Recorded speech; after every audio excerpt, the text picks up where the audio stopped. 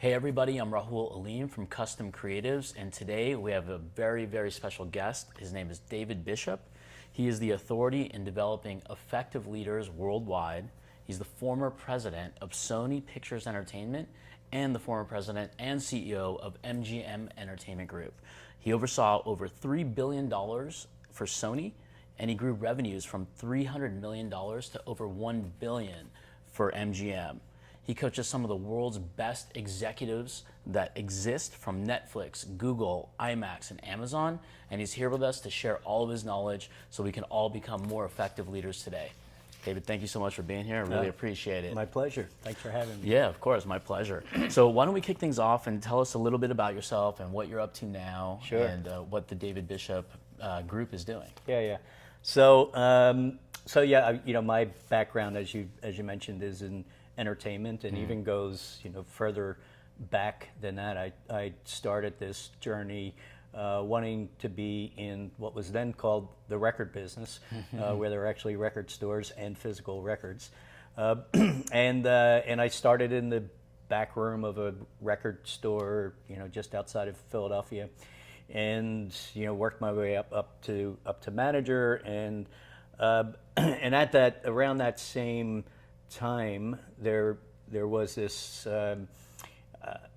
idea of home video starting to develop. So, What year was this, by the way? well, I guess I started on the journey in the mid '70s. So, and along the way, I finished my degree part time. So I was working full time and finished my undergraduate, and then did my MBA. Actually, in between, after the retail experience, I moved to working in independent record distribution. So I worked for a company that distributed Arista Records and Motown Records and A&M. And so I started to notice that all these studios started to pick off my friends who were in the record business. And so I had a friend who was at Columbia Records, and he moved to MGM in New York and got a promotion. So he reached out to me and asked me to interview for the job, and was fortunate enough to get it. And then it was, I think it was in part that I had a passion for this business, and also I was caught up in that wave, of being at the right place and at the right time, which is really, really important for any career advancement. It's kind of a combination of luck and hard work. Right? Sure. So I quickly became vice president of sales, and then we ended up moving out to California. So that now we're in the mid '80s. So how big is the company at this time? Well, I would say our revenues when I got here were probably 100, 200 million. It was a rapidly growing business, but relatively small to the peak that the industry grew to over time. So and then eventually I became president of that division globally, and that's where we were able to grow the business from the $300 million that you talked about to the $1 billion. Wow. So when you were growing up, did you ever think you're going to be this big of a mogul? You're considered a mogul. There's not so many people who have managed two multi-billion-dollar companies to the successes that you've grown them. So obviously, when you were growing up, did you think, I'm going to be running $2 billion companies and I'm going to do what I love? No. So where I grew up, I actually grew up in an inner city in Camden, New Jersey, and I was a street kid. I was playing stickball in schoolyards and selling water ice on the corner during the summertime, so no, it was very much a progression over time. Where you get to a point and you'd say, oh yeah, I'm at this point, and you look a little bit further and you say, well, I can do that. and then you get to that point, so it's almost like a step ladder, if you will, where you see the next rung, and you just take the chance to and have the confidence to move forward. So going from like the inner city, was there a lot of like temptation to kind of take one route versus another route? Like, were your friends like did they all follow a good path, or? Some of them did, Yeah. and we, there's a group of us that used to hang out, and I mean, it was literally this this sandwich shop in East Camden called Cozy Corner, and we were the Cozy Boys. Awesome. and so the Cozy guys still get together like once a year. So we've definitely lost people along the way, and there were friends of mine that went the drug route, and a couple of them died, and I'm happy to say the few that I thought were really on a bad path are definitely in recovery and have made real meaningful progress and impact on others in their lives. Right. So I mean, I'm so glad to hear that, just because everybody has like the same opportunity. Whether you're from an inner city, a good family, you're always going to have trials, tribulations, and environment. Yeah. And you can always change the environment. Yeah, yeah. So, like, did you play any sports or instruments or anything growing up? Yes, both, not at the same time. Okay. But yeah, I played all sports growing up, maybe with the exception of soccer, because Right. that wasn't Thing back then. that wasn't a U.S. thing back then. But yeah, I played little league baseball and what was called midget league football and basketball. So I pretty much stayed active that whole time. So you mentioned before you are a Eagles fan. Yeah. So congratulations on the Yeah. championship. Yeah, thank so being from New Jersey, did you grow up like liking the New Jersey teams or the Philly teams? Well, there aren't really any New Jersey teams. So really the way that New Jersey is situated, it's really you're part of the major city that you're near, right? So in my case, Camden is literally 5 miles from Philadelphia. Right. So that you're part of that community. Sure, All the news broadcast is from Philadelphia, but includes all the South Jersey activity, and the lines become blurred Sure. when you start to get up to as far as Princeton or Trenton, and then you find people who are Phillies fans and people who are Mets fans, and so that's really kind of the line of demarcation, I guess. It's almost like New Jersey is two separate states Right. in a way, right? So the New York Jets, they're Jersey based, or they're Well, both the Jets and the Giants play in New York? They play in North Jersey, so Okay. they both play in the Meadowlands. So, but yeah, the center of that team is really both those teams in New York and North Jersey. I met Joe Namath once. I got to hang out with him Did you? for a full day. Yeah. A full day? A full day. I used to Wow. intern at a sports agency that represented him. Oh, wow. They represented retired athletes. So it was really cool being like 18 years old and hanging out with Yeah. him and Muhammad Ali, who I have back there. Oh, wow.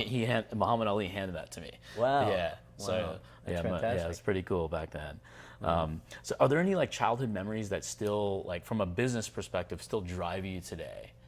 I was actually just thinking of that, and I guess when I look at what I did as a kid, even as like 8 or 9 years old, I was always in business in a way. Again, me and my friends used to borrow money from our parents, and we'd get a wagon, and you could have a guy like drop a keg of water ice to your door, and you put it in the wagon, and you get up early in the morning, try to get the best corner, which in my case was in front of the Woolworths at Federal Street and 26th Street, and so I think there was a part of me that was sort of always hustling in a way, and always and was scrappy in a way, right? And so maybe that that habit came with me Sure. through my career. So I was always kind of looking for the next thing, the next level of innovation, you know, trying to beat some really worthy competitors in the marketplace. So. Is there anybody from like your childhood, or even after your childhood, any individual, a person that had a big impact on your life, whether it's family or friends or even somebody you don't even know that had an impact? Yeah, I'd say, and it's almost an unrelated thing to business, but I remember a third grade teacher that I had, Miss Kaya, and we didn't talk about the music part, but there was actually, you know, growing up, I was always singing, and still do. Right? Okay. And play. Are you gonna sing for us? I'm not. Okay. I'm not. I will spare the audience. Okay. And it's a hobby. I chose to write career path. Yeah. But at any rate, she kind of saw that in me, and you know, when I was 8 or 9 in third grade, and would have me sing with her. She was a really good singer, and sing harmony with her in front of the whole class, you know. Wow, and that's cool. and I think that was sort of an opening for me, or you know, it just helped instill some courage and some confidence that I think I didn't have before that. Right. And actually, I was just recently Googling her so that I could find her and actually thank her Right. for that, you know, because who does that? Who goes back to their Right. second grade teacher or third grade teacher? But Definitely. unfortunately, I couldn't find her. So if you're out there, Miss Kaya, We're gonna Thank find you. you. We're gonna find you with this video. No, it's funny you bring that up because I had a teacher that was from San Diego State. He was doing some kind of credits for class, and Yeah. he taught chemistry. And I couldn't comprehend the class for the life of me. Yeah. His name was Mr. Marinoff. So I tried, and he was always cool. He'd go to the same gym we went to, Yeah. and he only was there for 1 quarter, which is about 3 months in high school. Yeah. And I Googled him, and now he's a motivational guy. Speaks. He was a TEDx cool. speaker. So I haven't reached Wow. out. Actually, Mr. Marinoff, I'm going to reach out to you at some point. You don't remember me. It was like over 20 years ago, but it was awesome. He was a super cool guy. yeah. I mean, it's crazy. I mean, like, we already asked this question, but like, I Yeah. mean, you've run $2 billion companies. Like, do you ever look back and think like, wow, like how many people do you think you've impacted indirectly or actually directly, because you may know that? Yeah, yeah. I mean, you know, I mean, we haven't talked about this, but you know, there was an experience I had early in my career. Actually, it was when I was managing that record store. Now this one was in Center City, Philadelphia, and I had this experience where, you know, I was new, and I made a mistake that I think a lot of leaders make, is that they think it's kind of all about them, and it's all about their ideas, and the people that they have working for them are really there to execute those ideas. And I, early on, so I was in my early or mid-20s, I guess, I had that attitude with my staff of probably 25 or 30 people. And the regional manager came in for her regular visit, and I was up in the office, which had a glass so you could see out into the store. And I noticed as she walked into the store, every single employee went up to her and said something, walked away. Somebody else came up, said something, walked away. By the time she got to the back of the store and walked up the stairs to my office, she said, "Well, I just talked to every one of your employees, and they all hate you." And I was just like devastated. You know, it's one of those things. You know, many of us have blind spots. You know, we don't realize what the behavior that we're exhibiting and the effect that it has. Well, that one like hit me, Right. and hit me hard. And you know, from that day, I started to realize that the best way to run an organization is to really constantly get feedback from your employees. Right? It doesn't mean that everything is up for a vote, right? Sure. But you want ideas to come from anywhere, and you want people to know that that they're part of innovation, that they're part of growing the business, and I adopted that through my career. So so as I got older and got more responsibility, I started to have a goal that the people that work for me, I want this to be the best experience that they've ever had in their business. So that put a lot of pressure on me to deliver on that that goal. But I kept reading, I kept trying new things, and ultimately I think largely we got there. We got there as a team, to the point that the people at MGM still have reunions and still get together, even though that experience is, like, I'd say 15 to 20 years ago. They still look at that as as a real, a genuine experience where they all accomplished something and they all collaborated together. So so making everybody feel good about the whole overall goal of the company's direction. Yeah, and I know you wanted to talk about this, but that's really kind of a critical thing. Is you really want to have organizational alignment, right? You want an overarching goal. Why do you get up in the morning as a team, as an individual, to come to work? What's your central purpose?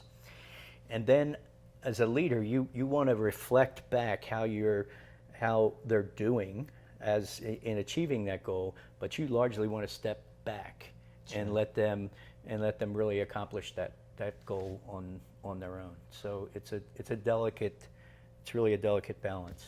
So going back to that moment where this woman comes into your office and says everyone hates you, how did you go from, like, that actually motivated you and probably was, like you mentioned, a pivotal point in your career? Yeah. Like, how did you go from not, like, having inner anger and saying I do this, like, and lash out back, versus internalize and saying, you know what, let me take a step back, and this may be correct, and I need to be a team captain versus a commander. Yeah. Well, it wasn't an option to lash back, because Adi Schmidt was a very large woman, and and she would have just kicked my ass. Yeah. So my option was to, only option was to really kind of internalize it, and it did hurt, and I probably went through a series of questions or statements in my mind where I felt it must be them, it's not me. But eventually, I had enough self-awareness, where I had this self-awareness slapped into me by Adi, to know that I had to change. Right. So how do you tell people how to be self-aware? Because so many people don't have that in them.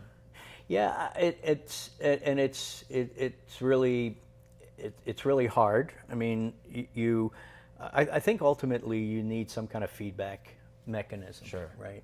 And that I've always found is a helpful tool to measure employee engagement on an ongoing basis, right? Just not once every 5 years, but at least once a year, and even more, because you want to have have an open dialogue with people, so that you uncover these blind spots in yourself and in other team members that are part of the leadership team, right? So now in the work that I do, when I work with CEOs or emerging executives, I'll do stakeholder interviews, and sometimes it's an online survey that people can speak anonymously and really say what they think, and then when you do that, you start to look for themes of what people say about the leader that you're trying to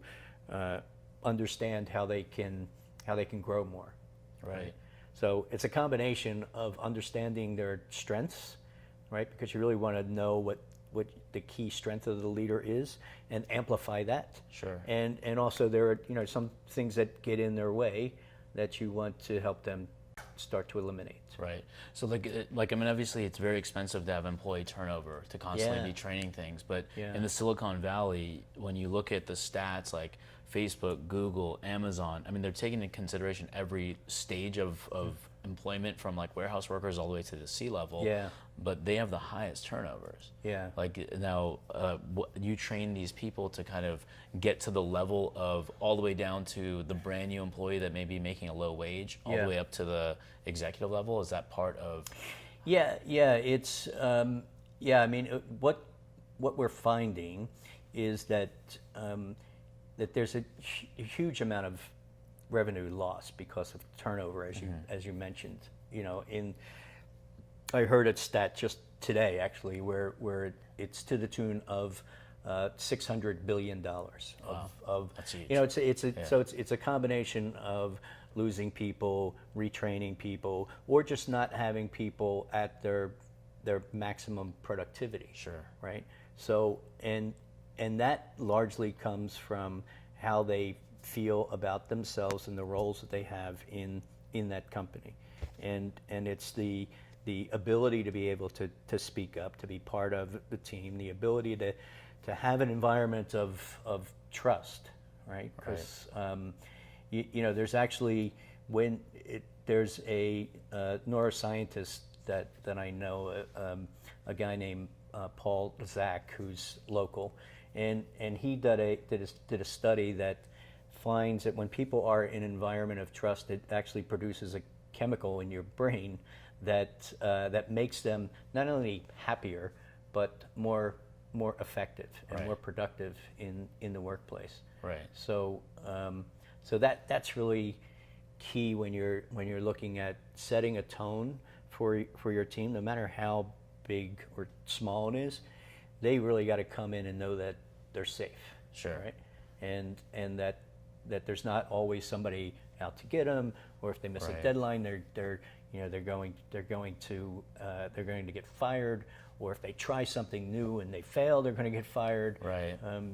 You know, at Sony, we used to celebrate mistakes. Right. We would have when we had our quarterly all hands meeting, we would try to find on a worldwide basis the thing that absolutely failed miserably, and then celebrate that. Okay. You know, and say, and you know, not that we're encouraging Right, people right, just right. to run around and fail, but you know, that's where innovation comes from, right? So so you would look at that and say, okay, this is what they tried, and the one that comes to mind is a retail promotion. Our team in Japan tried, and just was awful, lost money, and then we would open it up and say, okay, what did we learn from this, and what elements of this, you know, did work that we can Right. you know, use in Japan or in any other country around the world. So taking that kind of mistake and celebration of mistakes, because like my dad has also mentioned that, like, celebrate the mistakes. You Yeah. got the greatest education there. Now you don't do it again. Yeah. But how, like, when you're a lean startup or you're pre-funding and your money is on the line, and Yeah, a yeah. mistake like that is impactful to your dollars. It's kind of like a lot of owners will look at it as their own money out of their own pocket. Yeah. How do you train them and change their brain to think like, hey, this is innovation. We're on the right path. Yeah, and there is a. It's funny you bring up startups, because I just did a speech in Vienna to 200 CEO founders and some venture capital people there, and there's a tremendous amount of pressure on those people, on those CEO founders, because, you know, like you said, they're early in the process. They have, you know, sometimes people that they know who have invested in their company. So failure is a really scary thing for them, but it's those people that can navigate that failure and accept the fact that they are going to make mistakes along the way, and then change from it. I'm trying to avoid the word pivot, because it's Sure. the overused word Right. in Silicon Valley, but it's really about, you know, exploration, failing, trying a new path, and that's how they can get to market and develop a product or service that Right. really works. Now, so like, can you give a couple traits that just line item traits maybe that what makes an effective leader? Yeah, well, I mean, what's coming out more and more, and it's sort of a continuing theme of what we talked about. You know, one, there's not a personality type that you have to fit into to be an effective leader. But what's coming out more and more is you do need to develop what I call essential skills. Some people call them softer skills, which I hate because it kind of diminishes the importance of these skills. But it's things like empathy, adaptability, 360-degree thinking, intellectual curiosity. I mean, these type of emotional intelligence, developing that emotional intelligence, is showing that it's one way to create this kind of atmosphere of trust that we talked about earlier, and the research is showing that these types of leaders are financially more effective than those that are not. So Right. there's research that came out of Korn Ferry that looked at leaders who were self-aware, and it turns out that their return on assets is twice as much as those who are not. Wow. Right. Earlier you mentioned you turned to books and educating and self-educating. Yeah, Like, yeah. is there any book that you recommend every leader should always read no matter what? Like one common book? Yeah, I don't know if it holds up now, but there was a book, and the author's name is Peter Senge, and the book was called The Fifth Discipline, and he talked about this concept of creating a learning organization, and I ended up studying with him for a bit. I went to MIT for a brief course, and really learned a lot about that approach.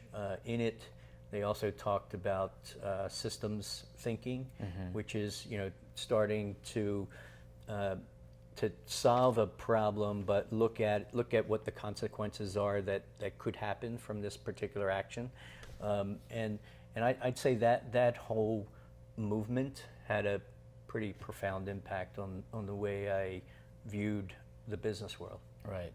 So going back to your professional career, like how did you make the transition from being like a global leader, executive, dealing with so many millions of people, then going to like leading leaders? Like now you train and coach leaders. Yeah, and that was a pretty hard transition, actually. I mean, I knew I wanted to do it leading up to it. Everything comes to an end, and the business that I was in was being disrupted. So we were always moving from growth to plateau to growth to plateau, and suddenly I realized, okay, the growth is gone, and it started to become more about closing offices and laying people off and telling people everything's going to be all right. Sure. And that was fine for a while, but then I knew I had to do something that I was more passionate about, and that's when I started thinking about, okay, well, there are a couple things that I felt over my career I was good at, right? One was launching new products, whether because it's always a new movie, but we're also innovating from the clunky VHS technology to DVD, from DVD to Bluray, then eventually digital downloads and streaming. So there was And you were involved in this whole transition from all of those different eras. Wow, it's incredible. Yeah, and a couple of them, I was lucky enough to actually help lead. The DVD format. I was president of what was called the DVD group, and there the hardware manufacturers and all the studios were involved in launching that as a concept, as a product, and the same is true for Blu-ray. So at any rate, so I lost train of thought. Yeah, so that that was one area that I enjoy getting out of bed for. Right. And the other was really developing high performance teams. So when I started to look at this next chapter and said, okay, well, where can I really make an impact? Not just on the industry that I grew up in, but on many industries. Then I started to follow this path. So I actually went back to school to get a graduate certification from Columbia University and start to change the way my mind works, because when you're in a leadership position, active listening is really important, but ultimately you're making the decision, right? So there's a key difference when you're helping a leader become more effective, because you want them to find the solution, right? Because that's the most powerful way. If I could say do this, do that, do this, do that, but it's not really going to resonate with you unless you uncover it. Sure. And then you say, oh yeah, I could fix that if I just did this, or if I just had this habit. So that it. I would say it wasn't an easy transition, but now that I made it, I love it, and I get a great deal of satisfaction seeing people make progress. Sure, that's amazing. Yeah. So you mentioned you went back to school. Was this after MGM and Yeah. Sony? Oh yeah. Okay. This is when I left Sony. Okay. And I decided I was going to do this work. I quickly realized that that's an entire industry that big firms have developed expertise around. People like McKinsey and Korn Ferry, who I mentioned before, and the fact that I ran these global organizations was a component, and I still think is a part of that differentiates me in this industry. But I also knew that was a skill set that had to be refined on my part, and there's tons of research and science on how you can help teams and individuals become more effective. So I wanted to dig in and learn that, and I'm still learning, even though I feel like I'm good at it. Yeah. It's one of those things where you're constantly reaching out to learn the next thing, right? Oh, that's great. Yeah. And everybody out there, if you're watching, you're going to want to go to David's website. It's thedavidbishopgroup.com. Yep. And register for the email newsletter. There's 5 strategies to become a more effective leader. It's killer content. I've already signed up myself. I've read it. It's amazing. And speaking of which, I want to transition into the invisible leader. Yeah, sure. That was I love that concept. There's 4 levels of leadership. I love the first one. Yeah. Yeah. So the notion of the invisible leader is really kind of what we talked about before, and it's so there are different types of leaders, and I hope I get them all right. But there's a type of leader who's really effective, can get things done, but people fear him, right? And then there's the leader that is always out there and out in front with people, and it comes back to that concept I talked about earlier, where people are largely executing that leader's ideas, and that too can be effective. And then there's the concept that I talked about in the blog that I wrote called the invisible leader, where people say, we did this, right? And the leader is almost in the background. That to me is the most powerful. And if you're looking to have an organization that stays together, that doesn't have turnover like you talked about earlier, that's the best way to do it. Because when people feel that they have ownership in what happens and what will happen, then they're more likely to stay longer. Right. Yeah. So it's almost like an owner of a franchise team. The players may not know the owner, but they're passionate about building the team and win the championship and whatnot. And conversely, that that owner is setting a tone, whether it's spoken or not. Right. Like, how do you get somebody who is not necessarily, I mean, they're very good at what they do, they're really into their company, but they're just not likable? Like, do you step away and say, like, hey, this guy's not the right type of person to become a leader? Or do you convince that person to say, hey, you may be very good at growing sales in a sales organization, you need a leader? Yeah. Well, so I just want to make sure I have your question right. So is it someone who's in a leader position who is, you know, really effective or really smart, and but they just can't or won't play nice with others? Yes. Yep. Okay. So that person either, you know, gets the ability to change, and it could be the same process that we talked about, where they get feedback from others, they get presented with it, and they have an opportunity to change, or they get fired. Okay. and that's kind of that's sort of the toughest part, because you know, I used to have this speech where we talked about kind of the four types of employees, right? There's the one that's a collaborator, a team player, and gets really good results, right? That's pretty easy. That person gets promoted, right? And then there's the other one that's just not a team player and not getting results. That one's pretty easy, right? That one, they get fired. Right. Right.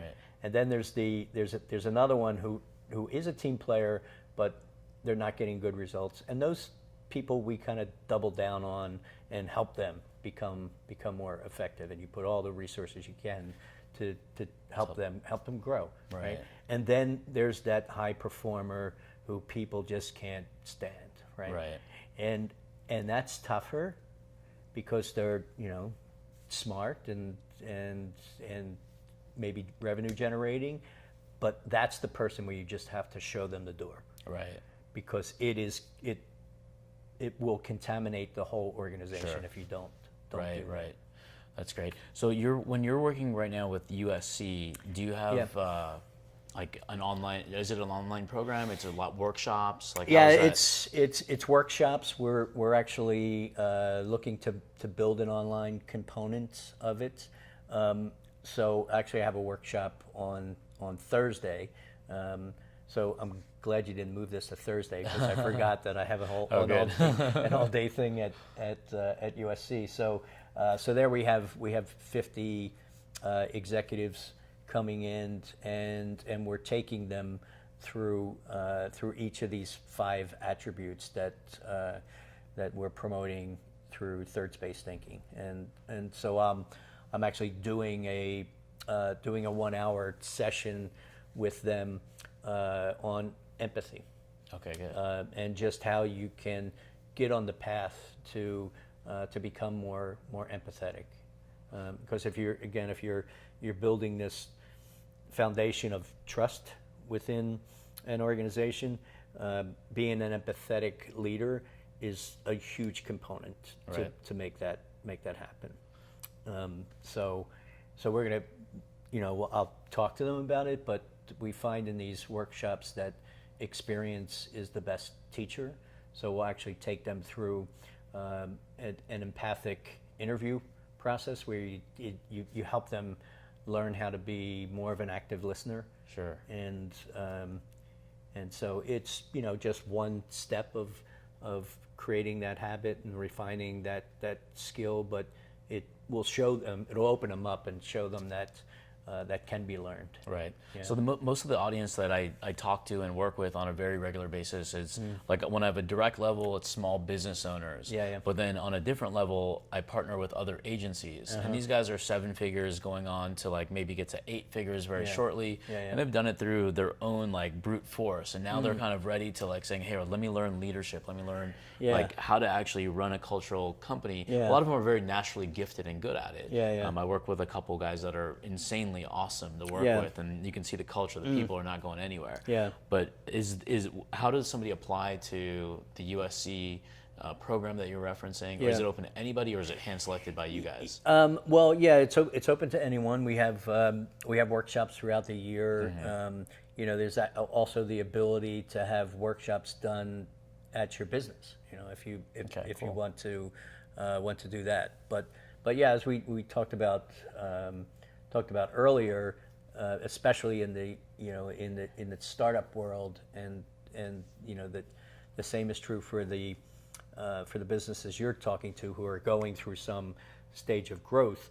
When you're a small team, the things that you have to work on are much more tactical, right, than they are when you're a large team.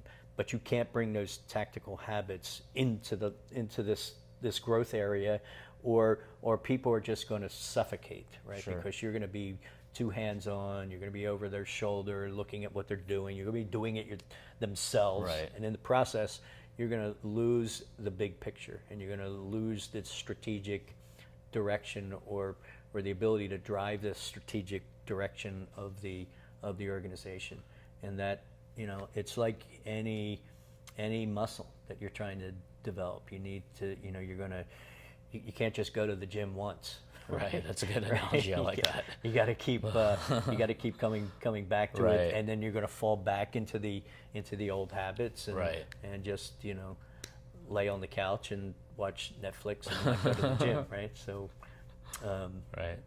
so that's what we're after. So you also, I mean, you're shaping their mindsets. I mean, to kind of fall out of those habits. Yeah, that's really kind of what it's about, and what all the research is showing is that these habits that get ingrained in your mind are changeable, right? So it's not like there are certain things that you're born with, and that's part of your DNA.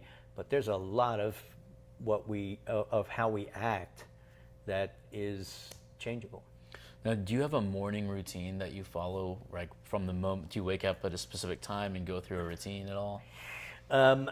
Yeah, personally, you mean? Yeah. So, another element I think in growing emotional intelligence is also meditation, and I've been a closeted meditator for 40 plus years. When I was living back in Camden, I was gone through kind of a troubled time. My father had just passed away, and I kind of crapped out at high school, and was sort of looking for the next thing, and so I learned meditation at that age. But I just very few people knew about it, Right. because I just didn't want all the kind of new agey stuff that was around it, and, Right. and so of course my family knew that I was meditating twice a day, and still do it, but I'm more open about discussing that now, just because it's come into popular culture more. Sure. And they're meditation apps, and everybody, it's almost to the point where people are like, hey, what kind of meditation do you use? Right, right. No, so definitely. so and the science has always been there to say that that people can perform better and get better at life if they Right. just include this the same way they include eating healthy or exercising, right? So that's a long-winded way to say that when I wake up in the morning, that's the first thing I do is I do 20 or 30 minutes of meditation, and I work in, have an exercise routine that I do sometime in the morning. Sometimes it's sort of mid-morning, but Right. Try to get those two things out of the way, and then get to work. Yeah, no, that's a big thing right now, is everybody talking about morning routines, getting pumped for the day, getting your mind right. And I started meditating, and I was thinking, like, someone told me about an app, I forgot what the name was, like Headspace. Headspace, yeah. And I downloaded it, and I tell all my friends, like, oh my God, this is the coolest thing ever. I just close my eyes, and like your mind wanders and you bring it right back. And in business, it's so easy to get through 6 p.m. and you're thinking, what have I accomplished today? Yeah. If I documented my process, I may have got only maybe 40% of the stuff I should be doing and 60% junk. Yeah. So that's why I like the meditation side of things as well. Yeah. Good for So you. if there's any entrepreneurs out there that want your help, like what would be the best way to get in touch with you? Yeah, I mean, if you go to the website, if you go to the davidbishopgroup.com, there's a way to reach out to me via email, and I'll get it and Awesome. and respond to you.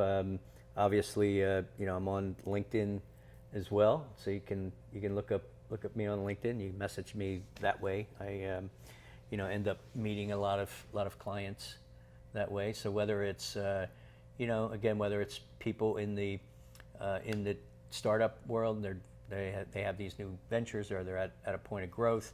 But I also do corporate work as well. So I'm working with nationwide. Actually, just had a national sports organization reach out to me, and I'm working with their executives. So it's a pretty diverse group that I'm working with. So if there are leaders out there and they're looking to become more effective, or they want help in having their teams become more effective, I'm there to help.